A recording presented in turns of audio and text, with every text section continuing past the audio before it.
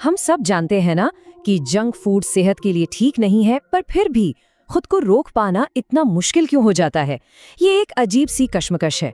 तो चलिए आज इसी उलझन को सुलझाते हैं और देखते हैं कि हमारा अपना शरीर, हमारा दिमाग और हाँ, ये बहुत बड़ी फूड इंडस्ट्री इस पूरे खेल में आखिर शामिल कैसे है। कभी सोचा है इसके बारे में? चिप्स का एक पैकेट खुलता है और पता ही नहीं चलता कि कब खत्म हो गया। अगर ऐसा होता है तो ये सिर्फ इच्छा शक्ति की कमी नहीं है। नहीं, इसके पीछे हमारे विकास और जीव विज्ञान की एक बहुत गहरी, बहुत पुरानी कहानी छिपी हुई है। देखिए, प्रॉब्लम ये है कि हमारा दिमाग वो अभी भी एक तरह से पाषाण युग में जी रहा है, जबकि हम 21वीं सदी में पहुंच चुके हैं। सोचिए, हमारे पूर्वजों के लिए ज्यादा कैलोरी वाला खाना मिलना मतलब जिंदा रहना, तो दिमाग उन्हें ऐसे खाने की तरफ खींचता था।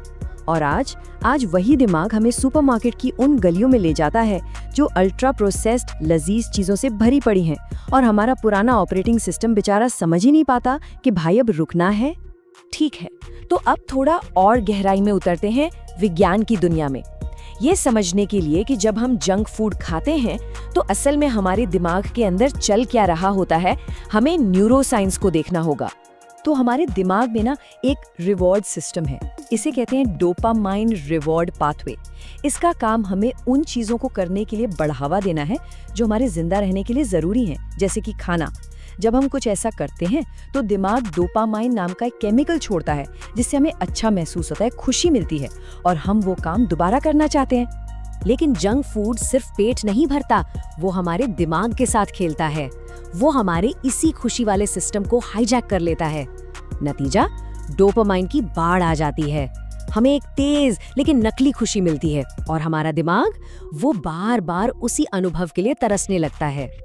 और इसका असर दिमाग के कई हिस्सों पर होता है। जो रिसेप्टर्स हमें खुशी महसूस कराते हैं वो कम होने लगते हैं, मतलब अब उसी मजे के लिए और ज्यादा खाना पड़ेगा। दिमाग का जो हिस्सा याददाश्त से जुड़ा है, हिप्पोकैम्पस, उसमें सूजन आ जाती है, जिससे पेट भरने का सिग्नल ही नहीं मिलता। और सबसे खतरनाक, हमारा सही गलत का फैसला लेने वाला हिस्सा, प्रीफ्रंटल कॉर्टेक्स, वो कमजोर पड़ जाता है। फिर लालच पर काबू पाना लगभग नामुमकिन हो जाता है। ये एक ऐसा जाल है जिससे निकलना बहुत मुश्किल है। और सबसे चौंकाने वाली बात जानते हैं क्या है? ये कि ये नुकसान कितनी तेजी से होता है। सिर्फ 5 दिन, ये कोई सालों की बात नहीं हो रही है। ये खतरा बहुत ही असली है और तुरंत असर करता है। और इसका नतीजा बहुत गंभीर है। सिर्फ एक साल 2019 में 6,45,000 मौतें सीधे सीधे बहुत ज्यादा ट्रांस फैट खाने से जुड़ी थीं। सोचिए, ये सिर्फ आंकड़े नहीं है, ये जिंदगियां हैं। मतलब साफ है, ये मामला सिर्फ वजन का नहीं है, ये जीवन और मृत्यु का सवाल बन चुका है। चलिए अब थोड़ा बाहर की दुनिया में झांकते हैं, देखते हैं कि कैसे ये आधुनिक खाद्य उद्योग हमारी इसी बायोलॉजिकल कमजोरी का फायदा उठाने के लिए बनाया गया है।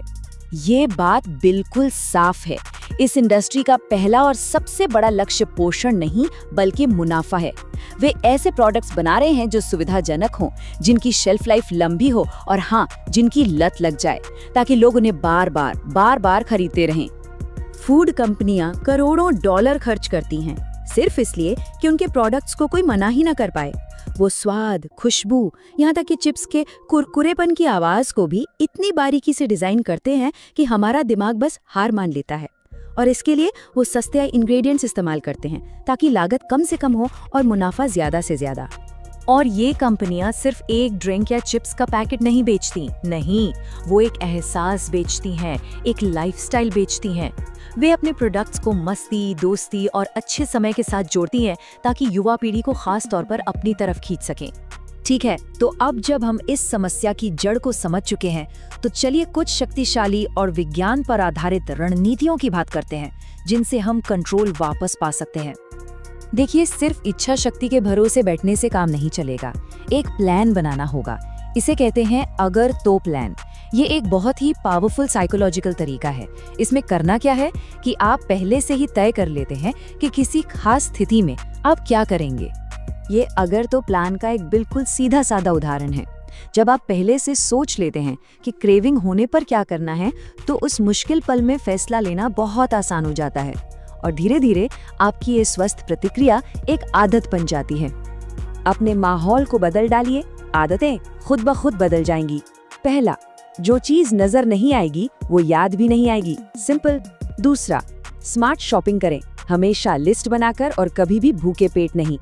तीसरा, खाते समय सिर्फ खाएं, कोई स्क्रीन नहीं, कोई डिस्ट्रैक्शन नहीं। और चौथा, इसे जरूर याद रखिए, 20 मिनट का नियम। अब ये 20 मिनट के नियम के पीछे का विज्ञान भी बड़ा सीधा है। हमारे पेट से दिमाग तक बस पेट भर गया वाला सिग्नल पहुंचने में लगभग 20 मिनट लगते हैं। जब हम बहुत तेजी से खाते हैं तो हम उस सिग्नल को मिस कर जाते हैं और अक्सर जरूरत से ज्यादा खा लेते हैं। तो चलिए अब आखिर में ये समझते हैं, ये छोटे छोटे व्यक्तिगत चुनाव, ये छोटी सी ना आखिर इतनी मायने क्यों रखती है। ये बात सिर्फ हमारी अपनी सेहत से कहीं ज्यादा बड़ी है। ये चार्ट देखिए, ये साफ साफ दिखाता है कि समस्या कितनी बड़ी हो चुकी है। अमेरिका जैसी जगहों पर लोग अपनी लगभग 60% कैलोरीज अब अल्ट्रा प्रोसेस्ड फूड से ले रहे हैं। ये सिर्फ एक व्यक्तिगत समस्या नहीं रही, ये एक सामूहिक स्वास्थ्य संकट बन चुका है। तो सबसे जरूरी बात यह है कि ये सिर्फ वजन घटाने के बारे में नहीं है, ये दिमाग और शरीर की लंबी उम्र और सेहत के बारे में है। हर बार जब हम ना कहते हैं तो ये अपने स्वास्थ्य के लिए एक वोट डालने जैसा है और उस सिस्टम को चुनौती देना है जो हमें बीमार बनाकर मुनाफा कमाता है। तो सवाल अब ये है, खाद्य उद्योग की अपनी एक प्लेबुक है, एक रणनीति है जो सिर्फ मुनाफे पर चलती है। लेकिन अब जानकारी एक शक्ति है, ये समझने की शक्ति कि क्या हो रहा है और इसे कैसे बदला जा सकता है। अपनी सेहत की कहानी को अपने हाथों से लिखने का समय अब आ गया है।